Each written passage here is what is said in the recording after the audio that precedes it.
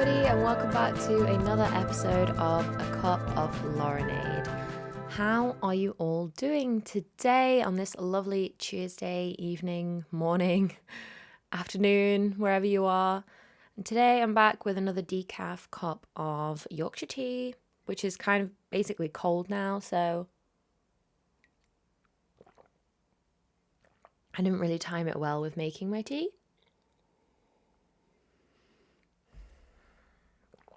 But anyway, today's topic, as I'm sure you have seen by the title, is the struggles of adult acne, or navigating adult acne, or just acne in general. It doesn't have to be specifically targeted to adult acne. It can also be teenage acne, but basically we're just talking about life with acne today. And as someone who has struggled with acne for more than 10 years, I really wanted to do this episode. And yeah, I'm really looking forward to talking about it today. But as always, before we get into the main segment of the podcast, we will do Ick of the Week. And actually, this week I didn't specifically have an ick, which I was kind of shocked about, but I have been staying home a lot recently, so I've not really been exposed to things that may give me an ick, if that makes sense. But coming from the icks that were submitted by my lovely listeners and friends, there was an ick that I resonated with, and so we're just going to double up your icks and my icks together. And yeah, so one of the icks that you guys sent in was people who don't know how to share like the pavement or the sidewalk. And quite a few people actually sent this one in, so I totally get that. And it really just made me think about being in high school and how like all the girls would like link arms and like walk together, and we would just take up the whole pavement. It was so funny that we used to do that, because if I see people doing that now, I'm just like, what are you doing? What are you doing? So yeah, that always makes me laugh. But yeah, definitely people not knowing how to share the pavement or the sidewalk is really funny. Because you just get people walking like directly in the middle and at like snail speed. And especially on the way to the train station, I find that, and I'm just like, I'm in a hurry. Like, what are you doing? And I feel like every time I like veer off into a direction to overtake them, they also like start moving that way. And I'm just like, how can you just not walk on one side of the pavement, especially in Korea, because there is a general kind of like social courtesy that you walk on the right hand side of the pavement. Just like how they drive on the right hand side here, and you stand on the right hand side of the escalators and all of that stuff. That is kind of like the general social rule. And so when you get people walking like slowly on the left side or like directly in the middle, I'm just like, I thought you were supposed to know about these things, because I don't know why, but I would always walk on the left. I don't know if that's a UK thing, whether we walk on the left. But yeah, I would always get confused, and like the amount of people I would like bump into too, and you have to do that awkward like, oh, which way are you going? I don't know. And I would always go the wrong way, and I would always go to the left, because that was what was coming naturally to me. And they would always go to their right, which would mean we would just bump straight into each other. So I did some research and found out that you're supposed to always just go to the right if someone is approaching you here. That's kind of beside the point. Anyway, not knowing how to share the pavement. And I think last week or the week before, there was an incident when I was like basically running to the bus stop because I was worried I was going to miss the bus. And there was a car parked like in this alleyway that leads to the bus stop. And the car takes up the whole space. Seoul's a very, narrow city road-wise. So why people feel the need to have these monstrosity cars, I'll never understand. But there was a monstrosity car in the tiny alleyway, and then I was clearly like I was power walking because I did not want to miss this bus. And then this couple just comes, and like there's a tiny little gap between the car and the alleyway. Okay, not tiny little, like you can comfortably walk through it. And they just like one by one take their time walking through, and I'm like, hurry up, hurry up. And they're just like, la, la, la, la, la, la, la. After seeing me like literally running and having to stop dead to let them go, because God forbid, they would probably never do that for me, even though I'm literally running. So funny. And then, you know, like in England, if you like let someone go, or if someone walks past you and you've like clearly stood out the way to let them go, you know, you just give them like a little nod, just be like, oh, cheers, mate, or thank you, or whatever. And of course, that doesn't happen here. So I was like, you're welcome. Really loudly, I was like, you're welcome. And then just like legged it to the bus stop. And luckily, I managed to make the bus. But I was just like, damn. I was like, okay. But it's not like that's not a thing here, because people have been like, because in Korea, you can actually like kind of like bow slightly to say like thank you. And I always just like let people go if there's like a situation like that. And the number of people who've like, you know, like been like thank you, actually usually the older people who have, you know, like nodded their head as if to say thank you to me. But that like young couple was just like, let's just take our sweet ass time here and then just not say thank you. And I'm just like, that's so freaking rude. Rah!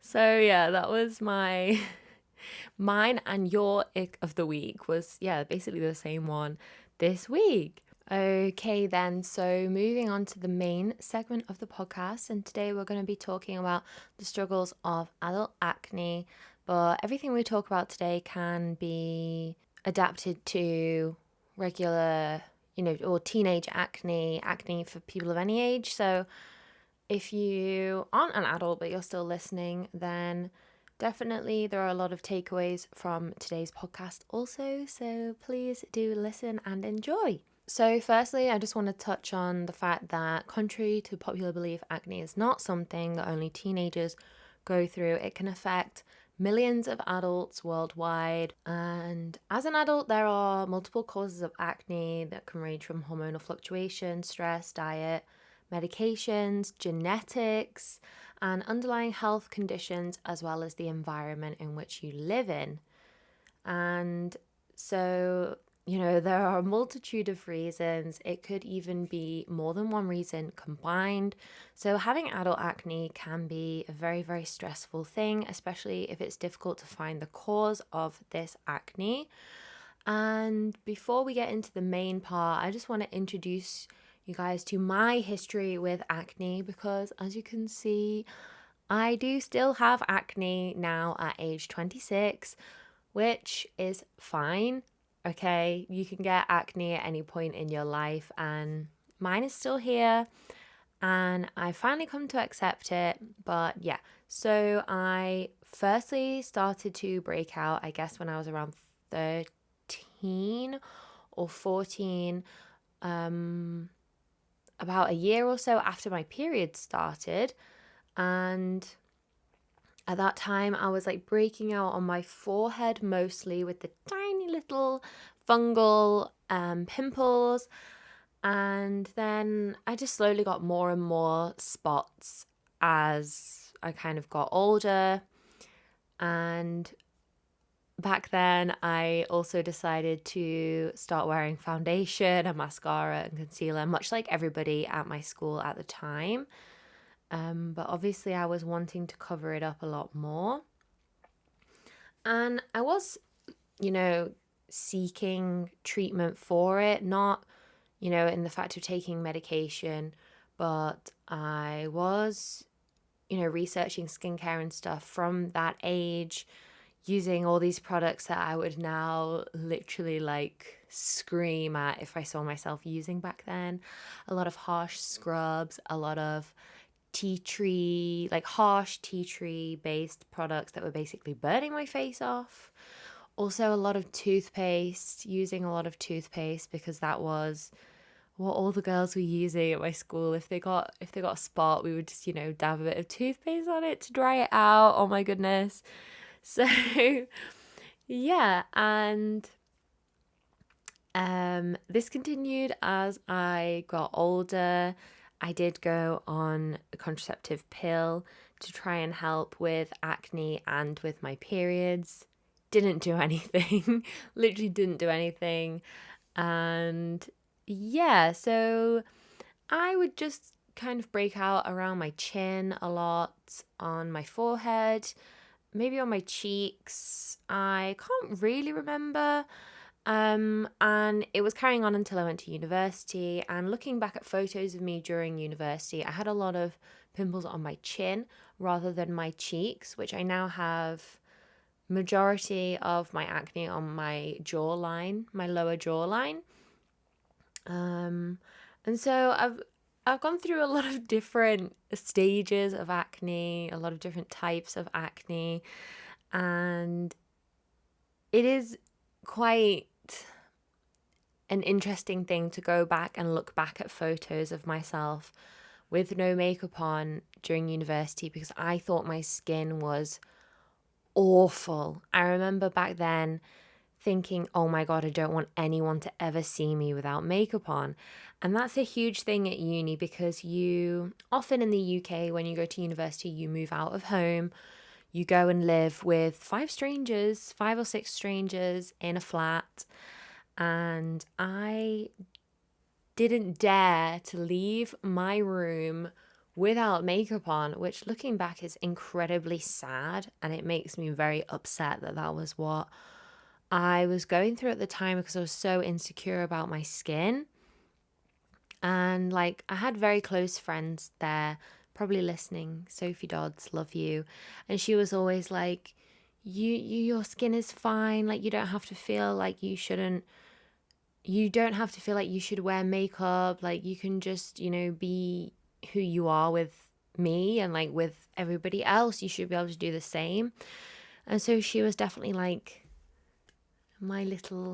she was like the first person who kind of helped me become comfortable with going barefaced, because before that, like, you're in high school and people just kind of like judge you a lot. And so during like high school, I really found it difficult to not wear any makeup. And I was actually playing basketball back then and doing a lot of sport. And during basketball, I would just have like full face of like foundation on and everything. And obviously that wasn't a common thing, because we were going to sweat for hours and hours and hours. So everybody was just like completely barefaced.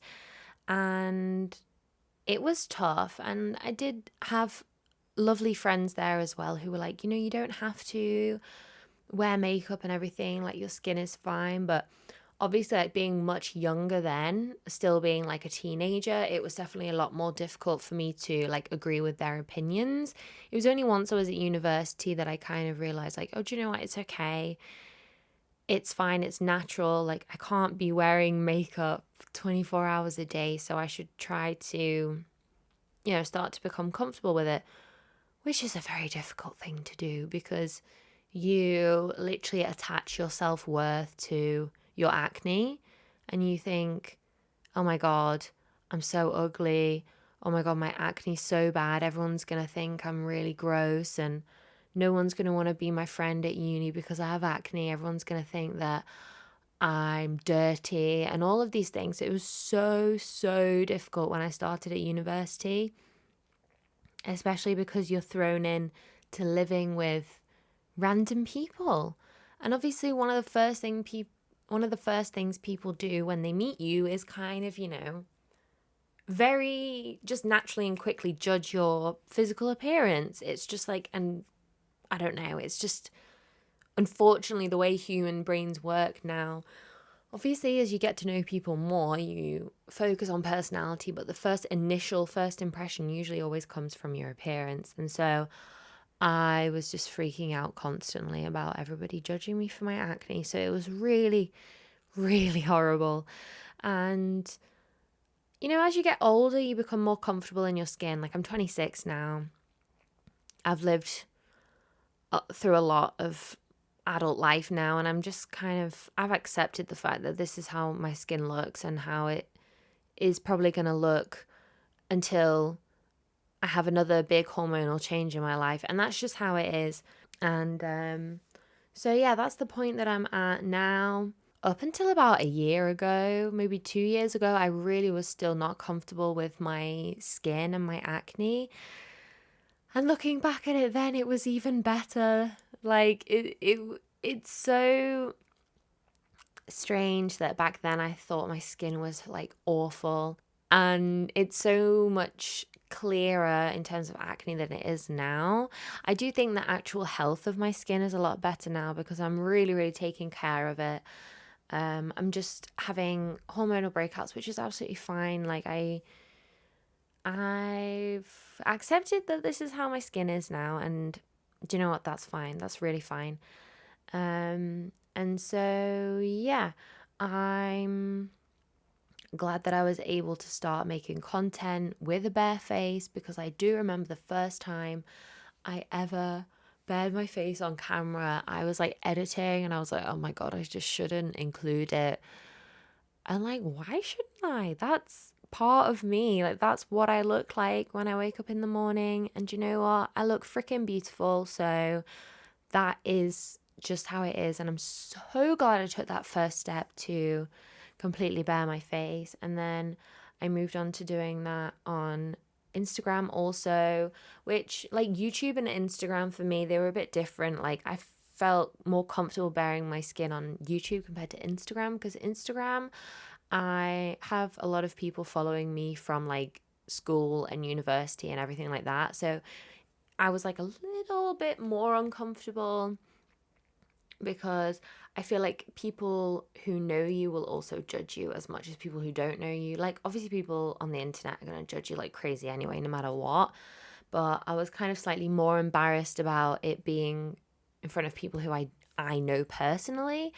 And so, yeah, I was having a big, huge thing about that. But luckily, I did find some creators on Instagram who also were making like acne positivity content, such as Izzie Rodgers. I will like include all of their links. Like, Izzie Rodgers is a creator from the UK as well, who she really pushes acne positivity, self-confidence, knowing your self-worth, self-love, all of that stuff. So she was like one of the biggest influences in my life into starting to create this kind of acne positivity content.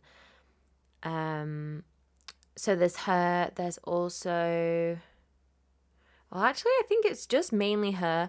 I do follow another account called Real Skin Progress, and she's also a creator who does a lot of skincare content and just talks about acne positivity and just kind of how to like respect yourself and like not base your self-worth off of your acne. And like, that was a huge thing to see on social media, because you don't really see it a lot. It's not like a common thing, because most of the skincare creators that you see have perfect skin, and like, you think, okay, well, they should have perfect skin because they're skincare creators, but that's not always necessarily the case. A lot of people use filters when they create content.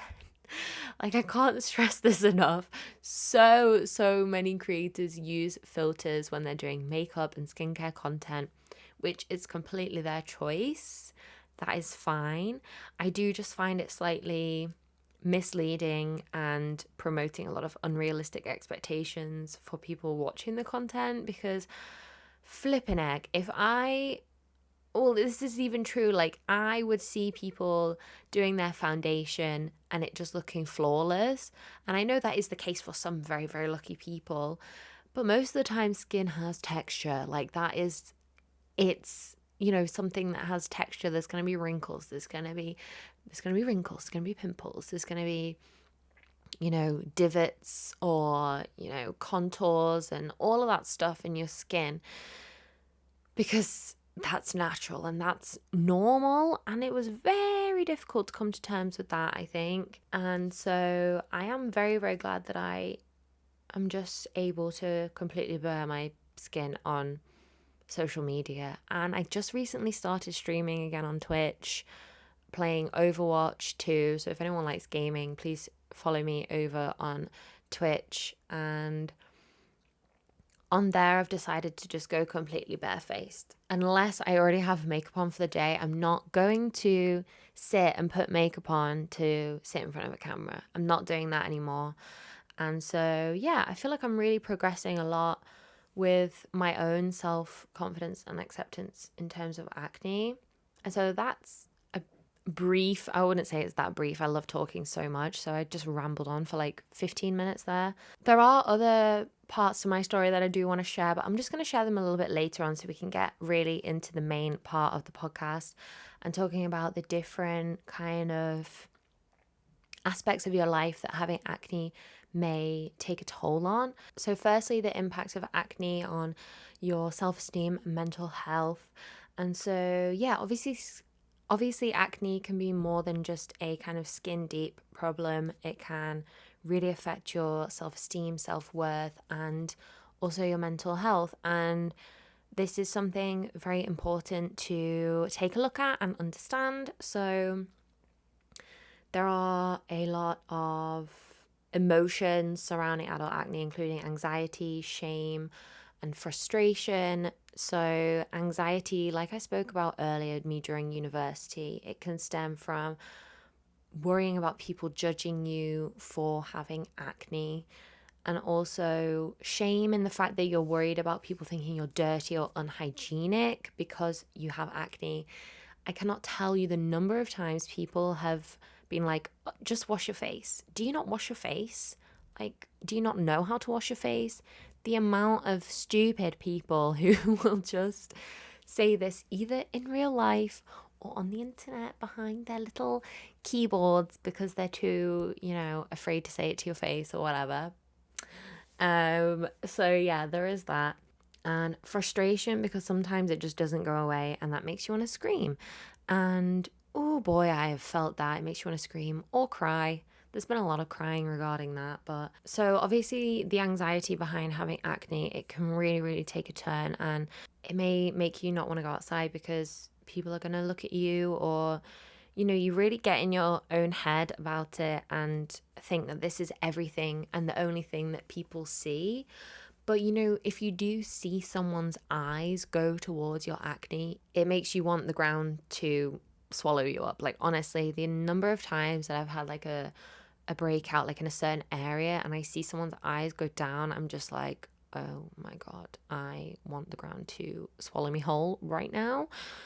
And obviously the people, I don't think that they kind of know that that's going to hurt you. I think they're just looking because, okay, maybe it does stand out a little bit, or maybe they're just looking at your face in general, which can happen.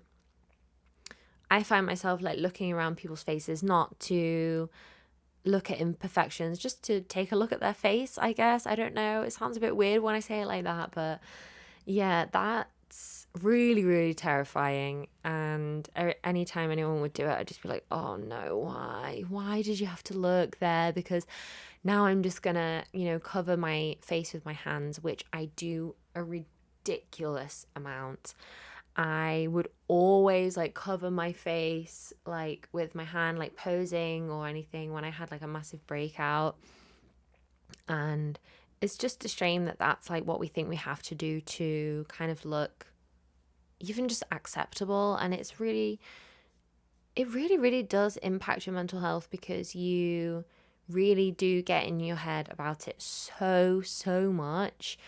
But I think it's just important to know at the end of the day that regardless of what your skin looks like, it does not affect your self-worth in the slightest. I can promise you that it really does not impact you as a beautiful, beautiful person that you are.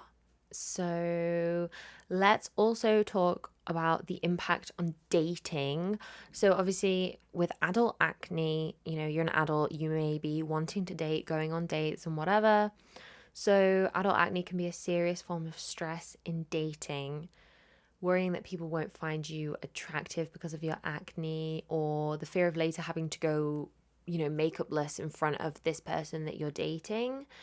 And I did feel this fear a lot, that like the person I was on a date with was kind of just like looking at my acne. But like I said before, people do tend to just kind of like look at your face, especially I think when they first meet you or they're first getting to know you.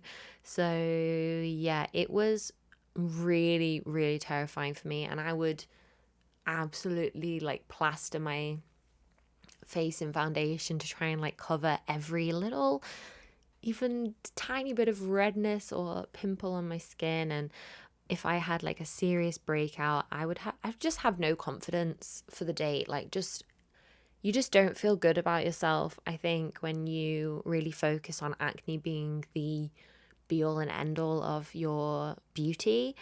And so for dating, I think it can be really terrifying because, people are probably thinking, well, why do you have acne? And yeah, obviously having to go makeupless. Like, I do remember when my now husband and I started dating, I was still not like 100% confident in my skin.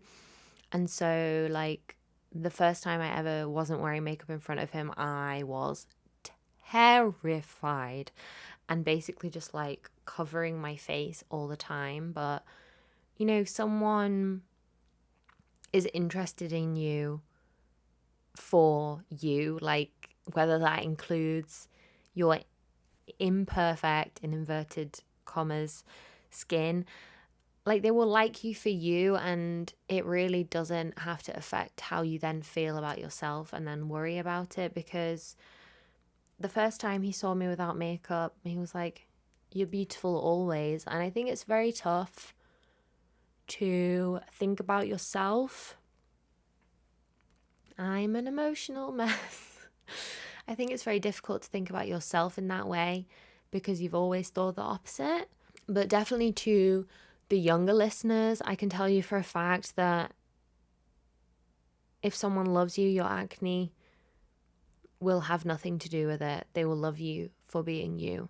And that's a very important takeaway for today's podcast. So yeah, look at me. I have had acne my entire post-pubescent life, and here I am happily married to the love of my life. So, it really, really doesn't affect as many things as we get in our heads about and think that it does. I'm not going to cry on today's podcast, I swear, I promise. Oh. Okay, so yeah, that's it in terms of social implications. There are other things in terms of like social life that I did want to talk about. Social life, I think it's also very, very important to surround yourself with friends who don't judge you about your skin or try to make you feel less confident, because I have had friends who are no longer friends, obviously, in the past, who would kind of be like, oh, you'd be so much prettier, like, if you didn't have acne. Oh, have you tried this product? Like, I'm always open to product recommendations from friends, but you can tell if it's like in a way that's trying to put you down or if it's in a way that's just trying to help. And there have been friends, obviously no longer friends, in the past who've said a lot of horrible things about my skin, and they kind of like, any kind of confidence I was kind of building, they would like crash down. So it's also very important to surround yourself with people who accept you no matter what.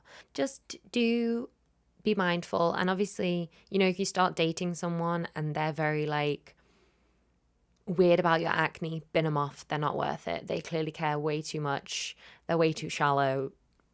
Bin them. Don't even bother wasting your time with people like that, okay?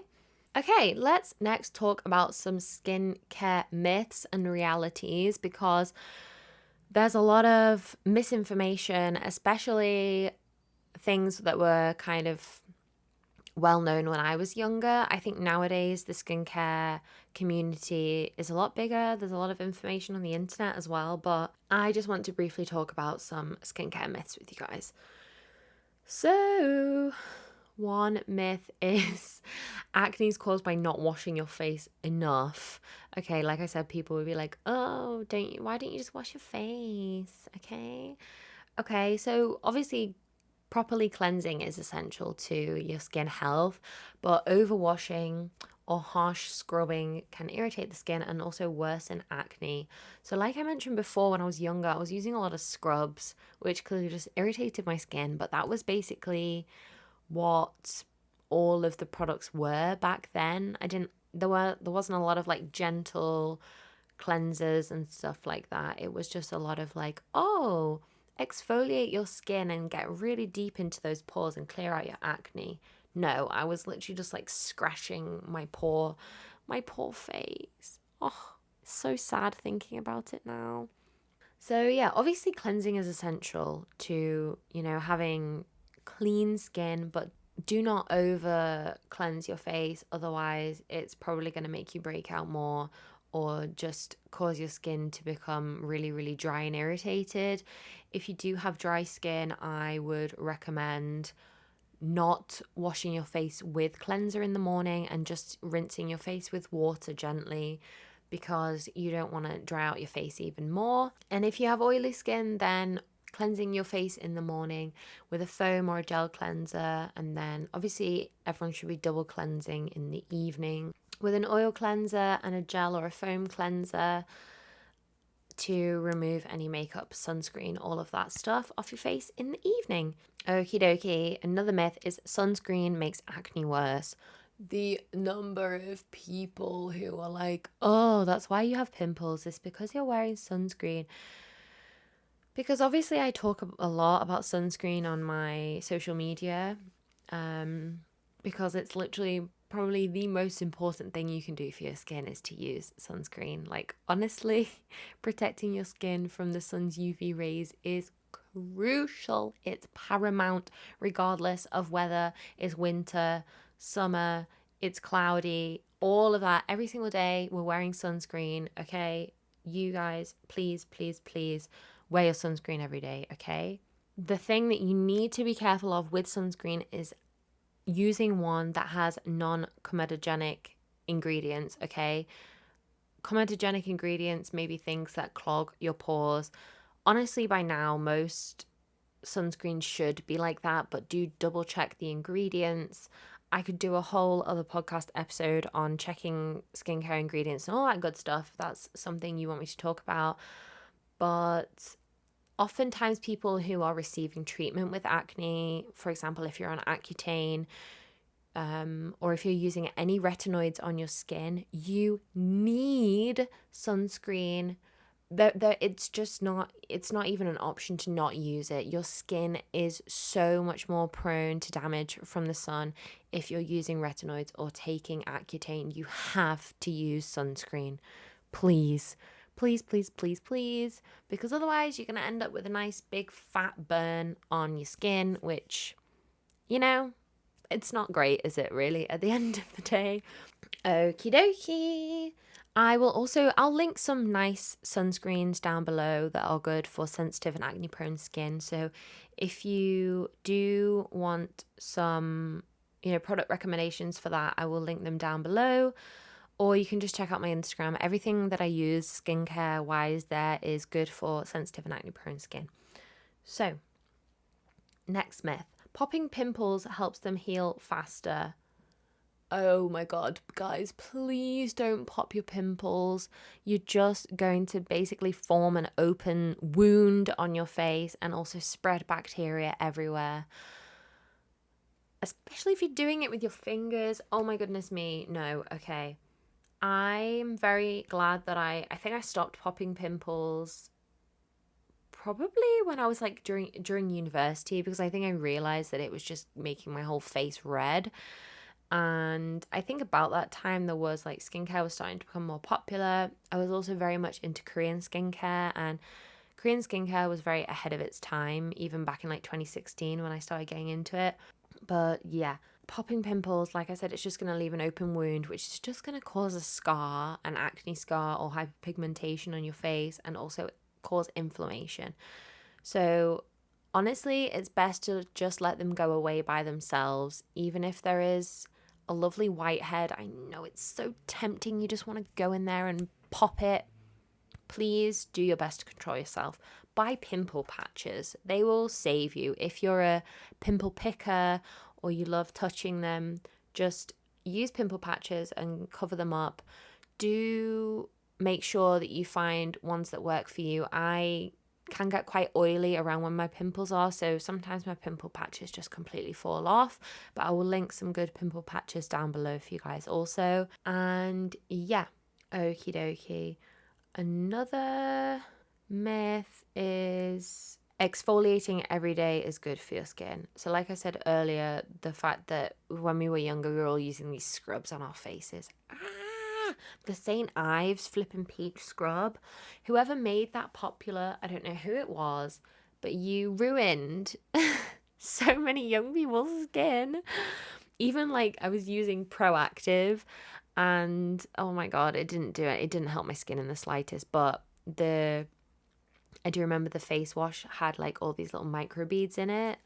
Okay, so obviously exfoliating is very good for getting rid of dead skin cells on your face, and then also helping promote and stimulate new collagen production so that you do kind of regenerate your skin. But over exfoliating can lead to damage and also irritation. So it can damage your skin's protective barrier. Your skin is, naturally good at doing its job. You should exfoliate no more than 2 to 3 times a week. And also the type of exfoliation can be personal preference. For me, chemical exfoliation can be very, very irritating. I do recommend a less irritating acid if you do want to use a chemical exfoliation, such as like mandelic acid or glycolic acid too, but mandelic acid is slightly less irritating than glycolic acid. And or using a toner which has a very small amount of AHA or BHA in it. I can recommend the one from Benton is pretty nice. Their Aloe BHA toner, I believe. Also one from Face Republic, they have a gentle toner which has a very small amount of chemical exfoliants in it. And if not, then using a very, very gentle scrub.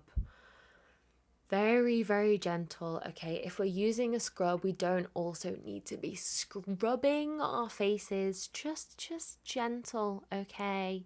Treat it gently as you do with everything else on your body. Okay, we don't have to scrub our entire face off. Yeah, that's it. Do that 2 to 3 times a week. If you do notice your skin's a bit more irritated, 2 times. I do mine 2 times a week. If I do it anymore, my skin is just like, rah, what are you doing? But definitely try on 2 times and find a product that doesn't irritate your skin. Okay, another one is tanning helps clear up acne. This was also another one which was prevalent when I was younger, is that, if you go out in the sun, it will clear your skin. Obviously, vitamin D is fantastic for your skin, actually. And obviously we get vitamin D from the sun, but unfortunately overexposure to the sun's UV rays is going to lead to hyperpigmentation. And so if you do have acne or acne scars and hyperpigmentation, then being in the sun is going to make them much darker, which if you're trying to get rid of them is obviously not what we want to do. Obviously being out in the sun and you get a bit of a tan, it can maybe make your acne look a little bit better because you can look better with a tan. Some people, I don't look better with a tan, which was always very strange. Like, I just looked really weird if I used fake tan. But anyway, yeah. So, sunscreen, 100% you have to be wearing your sunscreen. And yeah, going on tanning beds or just like laying out with no SPF is just going to later cause a lot more problems for your skin.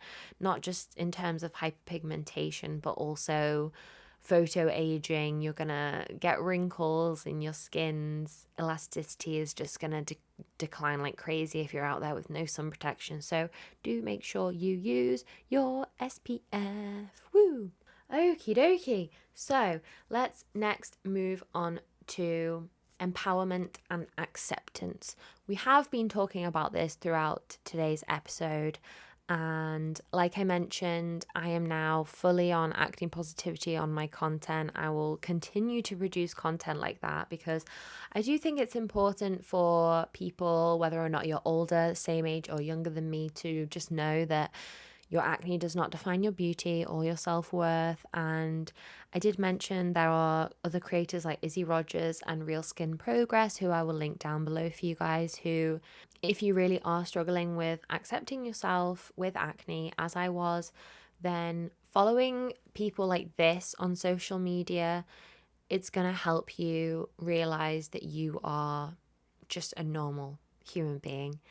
And I think that's extremely important. So I would advise you, obviously, it's completely your choice. If there are creators who are excessively using filters, or, you know, it's almost at the point where it looks like they're wearing a full face of makeup when they're doing skincare, for your own well-being, I do suggest maybe unfollowing them. Obviously, you can follow whoever you want, but I did that, and any creator that I was like, okay, they're probably using a filter, you can kind of tell. At least you used to be able to tell. I think nowadays the AI filters have got us all tripping a little bit.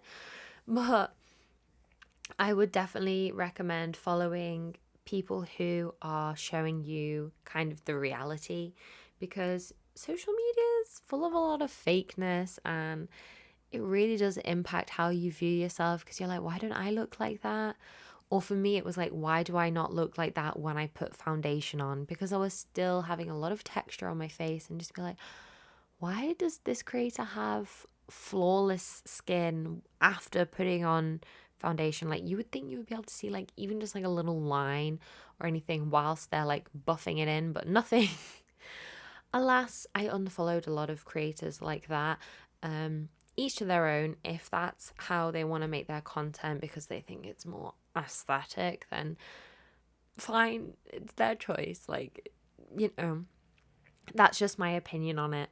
But yeah, so how can we learn to love ourselves and accept ourselves with how we are? I think that it's very important to look in the mirror, and rather than being like, oh no, I don't like my skin today, or oh, that pimple's really big, that spot's really big, everyone's going to look at it. Instead, look at yourself, tell yourself, wow, I look flipping beautiful today, every day, regardless of whether you have one spot, 20 spots, okay? Your beauty comes from within. And if you believe that you are beautiful, which you are, okay, then you will start to feel more beautiful. I know it can, at first, it can seem like a little bit silly. I do remember being like, oh my God, like that's just not normal for me to look at myself and think, wow, I look amazing. But, you know, fake it till you make it at the end of the day. But you really are beautiful, and you should start to believe it. And obviously, like, I feel like it's a little bit more easier to accept if you hear it from other people. And luckily I have heard it from other people, although I did at first think that they were all just lying to me. They're not, and I'm not. Regardless of how your skin looks, it doesn't define your self-worth. I don't know how many times I've said that in today's podcast, but I cannot get that message through enough, okay? And you know, acne comes and goes. It gets better, it gets worse. It's just there along for the journey of life that you're doing. And if you let it kind of take over your life, then you're going to regret it when you're 80. And you're going to do as I have been doing, looking back at photos of my younger self, being like, I looked perfect then. I looked amazing, but I was so in my own head about my acne that I don't know, I feel like I didn't love myself as much as I should have back then. And I don't want anyone here listening to do the same thing, to make the same mistake that I did, to not love myself sooner.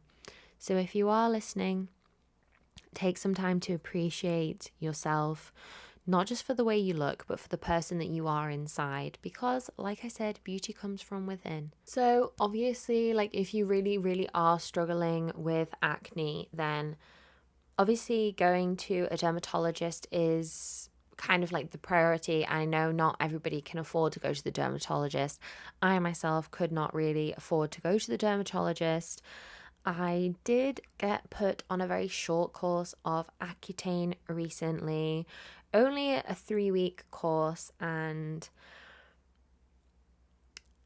I wanted to avoid taking Accutane because of the massive toll that it has on your body. But I did get given a 3-week kind of trial run to see how my body would react. And unfortunately, it really didn't work for me. I know that 3 weeks is a very short span of time. I don't mean that it didn't work in the fact that it didn't clear up my skin. It's more the fact that my mental health was literally in the gutter whilst on Accutane. And unfortunately, I didn't put two and two together until I was just thinking, like, what's changed in the past, like, week or so? And it was that I started taking Accutane, a very small dose daily. And when you Google it, it says it affects around 1 in 10 people taking Accutane, which is crazy. And so, unfortunately, the place that prescribed it didn't really, well, I don't really want to talk about that too much, but I do know in the UK that they do a mental health screening and everything before you take Accutane. That didn't happen at the place that prescribed me with it, but yeah, so unfortunately, I basically don't think I'll ever be able to take Accutane because of the I cannot even describe. I've never felt that bad in my entire life. And luckily now I've been off it for about a week and I feel like myself again. And so I can pretty much kind of attribute it to that. I was going through a lot of other stuff during that time. Like I was pretty burnt out. But now coming off it, I know I'm now like 99% sure that it was that. And so obviously it's pretty disappointing that I kind of almost know that I'll never be able to take Accutane, but I've now accepted it. I did get very, very upset about it at the time because I was like, okay, well, Accutane's kind of like the last and like final option for a lot of people. And now just knowing that I can probably never take it, it did take a huge toll on me, but I'm really trying to accept that this is how I look. Obviously, I'm sat here like everyone is beautiful. You should feel beautiful every day. I don't feel like that 100% of the time. Sometimes I wake up and look in the mirror and want to cry. And that's also okay because obviously there's going to be days where you feel less confident, but I do just want the main takeaway to be that acne should not control your life. It shouldn't define your self-worth. You shouldn't let it define your beauty.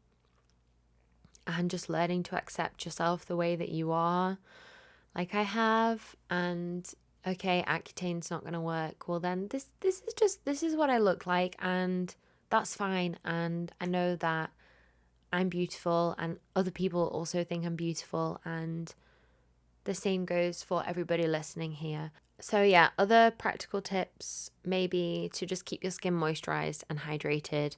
Just, like the rest of your body needs water, your skin needs a lot of hydration and moisturization to kind of do what it should be doing.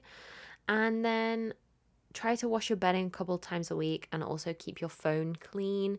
Where there's a lot of touching our phones. Our phones are so dirty. I always try to spray mine with antibacterial spray because otherwise you're touching your phone and then you're like touching your face. And obviously bacterial spread can be a cause of acne. So yeah, they are some tips.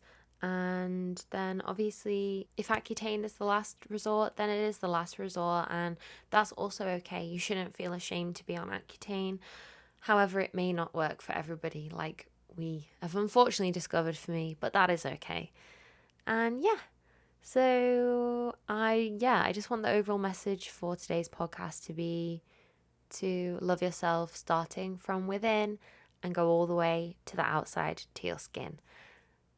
Wow, that rhymed, and I just literally made that up on the spot. But that is it for the main segment of today's podcast. And like I said, I will link some lovely creators and some products down below if anyone is interested.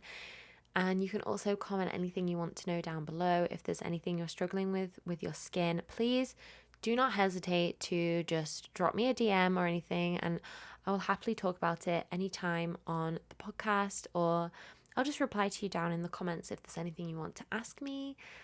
So yeah, let's finish off today's episode with this week in Korea. Apparently, South Korean YouTubers' revenue surges and they are some of the top earners in the country. So the top 1% of YouTubers accounted for 25% of total revenue in 2021. Oh, that's a couple of years ago.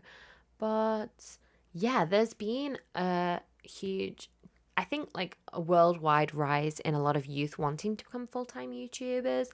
And according to the Ministry of Education, a study that they did found that 6.1% of students aged 7 to 12 ranked YouTuber as their top career choice, which actually ranked it above doctor at 6%.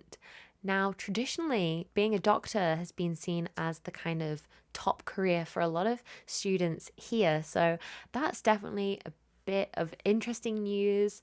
And I know that that's also the case back in the UK because I did hear some stories about that. And yeah, that's a very, very interesting piece of news for this week in Korea. And so, yeah, that is it for this week's podcast. Like I said, if you want to leave me a comment down below, anything, I will answer you in the comments. And if you've made it this far, thank you so much for listening to this week's episode. And I will see you in a new episode next week. And I hope you're all healthy, happy, safe wherever you are, whether it's the morning, evening, or the afternoon. And yeah, I'll see you guys next week. Bye bye.